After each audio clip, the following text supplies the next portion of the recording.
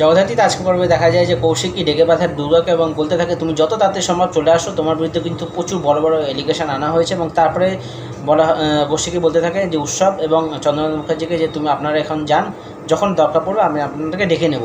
তারপরে সেখান থেকে তারা চলে যায় এবং তারপরে দুর্গা যখন অফিসে আসে, কৌশিকী কিন্তু দুর্গার উপর প্রচণ্ড রেগে যায় এবং বলতে থাকে যে তোমার বিরুদ্ধে কোটি কোটি টাকা 9/6 কিন্তু মামলা সামনে এসছে। এবং দুর্গা বলতে থাকে আমি এ ব্যাপারে কিছু জানি না, আমি তো অ্যাকাউন্টসের ব্যাপারে কিচ্ছু জানি না, শুধু আমাকে যেই চেক সাইন করতে বলা হতো সেই চেকগুলো আমি সাইন করে দিয়ে দিতাম। তারপরে ডেকে পাঠানো হয় চন্দ্রনাথ মুখার্জিকে এবং উৎসবকে। এবং তারপরে কিন্তু কৌশিকী বলে যে আপনাদের কী সমস্যা আছে সেগুলো বলুন। চন্দ্রনাথ মুখার্জি বলে তিনটে চেক সাইন করা হয়েছে, কোটি কোটি টাকা 9/6 করেছে এবং সমস্ত কিছু দুর্গার দেখরেখে হয়েছে।